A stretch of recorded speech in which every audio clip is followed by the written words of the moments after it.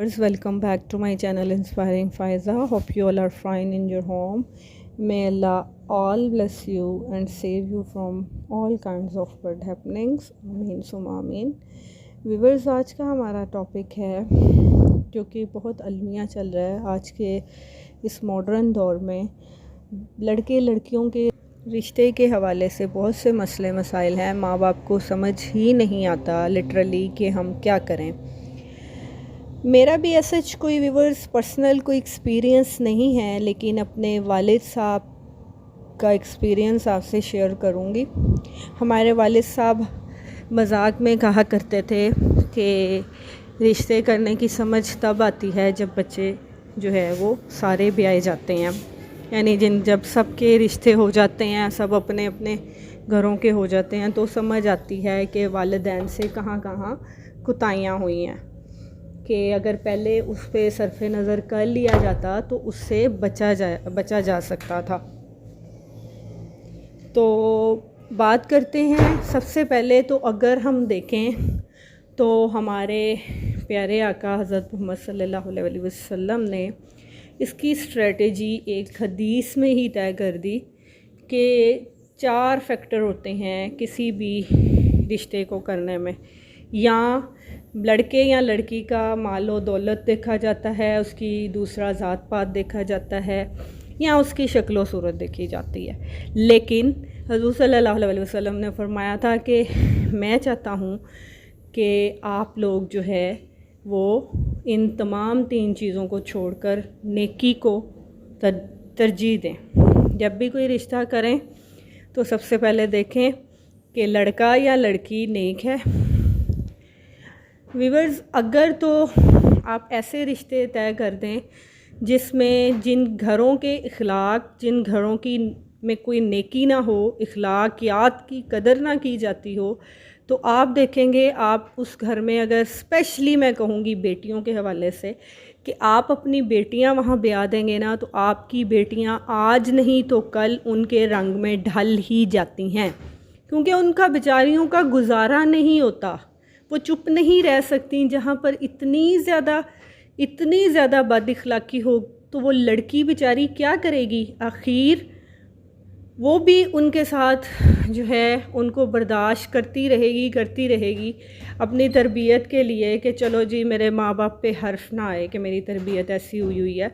लेकिन एक ना एक दिन आप देखेंगे कि आखिर वो बच्ची या लड़की बेचारी जो वो तंग आकर आगे से रिएक्ट करेगी, क्योंकि उसको पता होता है कि मेरा इसके अलावा कोई चारा नहीं है। ठीक है, तो कोशिश ये करें कि अपनी बेटियों को या बेटों को ब्याने से पहले इस बात की तस्दीक करें कि जो लड़का या लड़की है वो उसका नेकी कैसी है, उसके इखलाकियात कैसे हैं। अगर तो इखलाकियात का आप लेवल हर माँ बाप समझता होता है कि इखलाकियात क्या होते हैं, और किसी भी घर में अगर वो अपना लड़का या लड़की ब्याह रहा है तो इस घर के इखलाकियात क्या हैं, जो जांचने बहुत ज़रूरी हैं। व्यूअर्स, शक्लों के साथ बंदा कंप्रोमाइज़ कर लेता है, दौलत ना हो तो अल्लाह ताला एक ना एक दिन दौलत दे देता है। लेकिन अगर रवैये लोगों के आपके साथ बुरे हों, रवैये ऐसे हों, बदअखलाकियाँ हों, तो वो बदअखलाकियाँ आखिरकार आपकी बेटियों को भी बर्बाद कर देती हैं। वो बदअखलाकियाँ जब तक फिर आपकी बेटियां भी नहीं आगे से रिएक्ट करती, तब तक उधर वो सरवाइव नहीं कर सकती। तो अगर आप चाहते हैं कि आपकी बेटियां नेकी पर ही कायम रहें और अपने आप को साबित कदम रखते हुए चलें, तो अपनी बेटियों और बेटों को, दोनों को मैं कहूँगी, उस घर में ब्याने की कोशिश करें। कभी ना देखें, आजकल के हमारे मॉडर्न दौर में देखा जाता है, स्पेशली जब बच्ची की या लड़की की शादी करनी होती है तो देखा जाता है जी मालो दौलत हो, हसब नसब हो। लड़के का स्पेशली कोई शक्लो सूरत को भी इतना नहीं मैटर करते, दौलत है ना जिसके पास, उसके तो बस माँ बाप कहते हैं जी बस हमारी मतलब माँ बाप का आजकल का जो स्टेटस और लेवल बन चुका है वो ये है कि लड़का जो है वो खाता पीता है, अमारत है उसके पास, तो हमारी बच्ची खुश रहेगी। कभी भी ये ना सोचें कि आपकी बच्ची या आपकी लड़की पैसों की वजह से खुश रहेगी। जब तक उसके इर्द गिर्द के लोगों के रवैये उसके साथ सटल नहीं होंगे, सेट नहीं होंगे, वो कभी खुश नहीं रह सकती। इसलिए थोड़े में इक्तफ़ा करते हुए, बेशक दौलत ना हो लेकिन रवैयों पर और बद अखलाकियों पर काइंडली कंप्रोमाइज़ ना करें।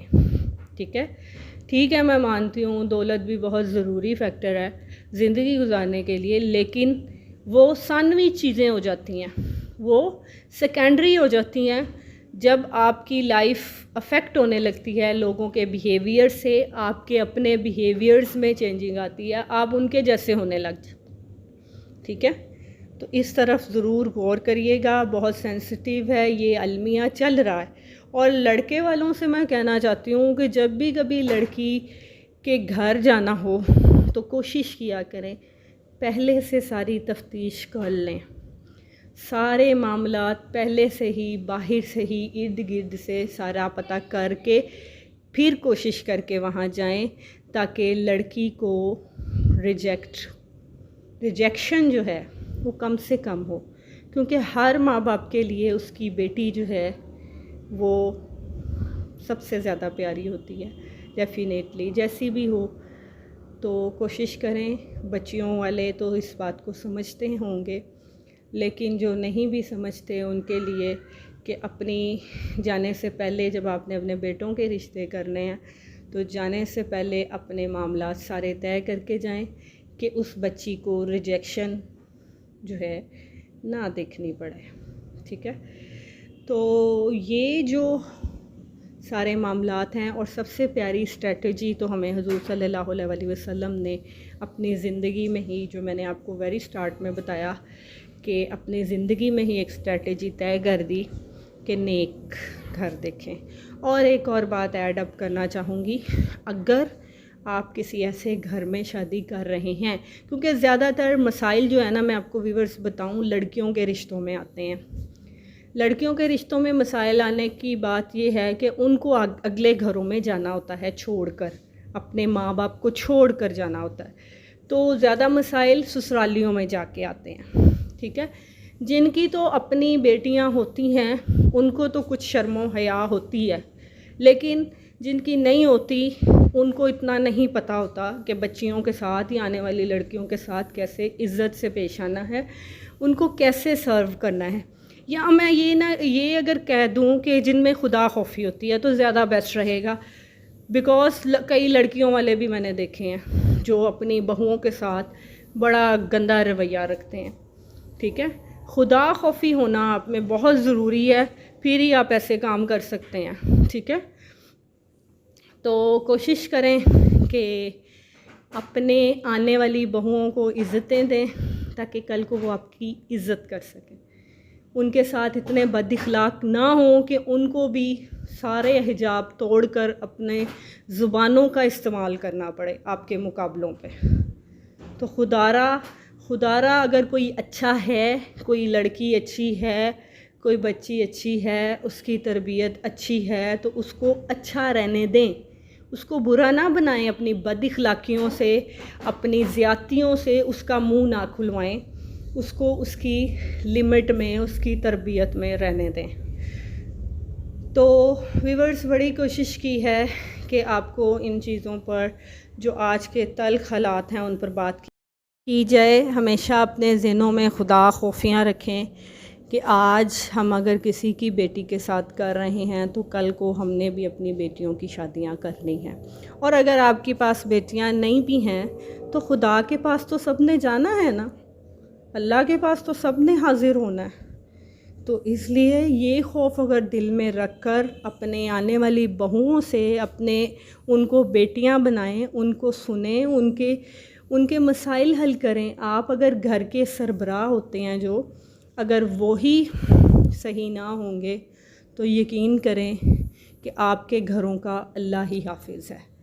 इसलिए जहाँ भी रिश्ते करें सरबराहों को भी लाजमी देखें।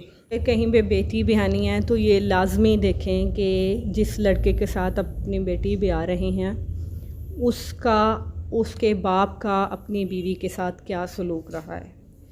अगर तो वो अपनी बीवी के साथ सही सलूक करता है, अपने घर के मामला सही से तय करता है, तो ठीक है, उधर शादी करें, लाजमी करें, क्योंकि उसमें ख़ुद इस चीज़ की सेंस होगी तो वो अपने बच्चों में, अपने लड़कों में ये चीज़ को डेवलप करेगा। लेकिन अगर वो ख़ुद ही बंदा औरत को पैर की जूती समझता होगा तो कभी भी वो अपनी बेटे को कभी भी अच्छी सलाह नहीं देगा। तो व्यूअर्स, बड़ी कोशिश की है आप लोगों को समझाने की। अल्लाह ताला हम लोगों को हदायत दे, हम लोगों को समझ दे कि हम अपनी बेटियों को ब्याहते हुए हर चीज़ को अच्छे तरीके से जो है वो देखें, करें, और बेटों को ब्याहते हुए भी इन चीज़ों को लाजमी मद्देनज़र रखें। नेकी और इखलाकियात सबसे पहले है व्यूअर्स। नेकी और इखलाकियात अगर आप नहीं देखेंगे, किसी एक का भी इखलाक ख़राब होगा ना, तो कल को आपकी नस्लें तबाह हो जाएंगी। यकीन करें, आपकी नस्लें डैमेज हो जाएंगी, आपकी 7 नस्लें बर्बाद हो जाएंगी। अगर एक भी लड़के की, एक भी सरबराह की तरबियत नहीं हुई तो वो 7 नस्लों को बर्बाद करेगा। तो व्यूअर्स, वीडियो अच्छी लगी हो तो लाइक, शेयर एंड सब्सक्राइब ज़रूर करिएगा। Thank you so much for watching my video. अल्लाह हाफिज़।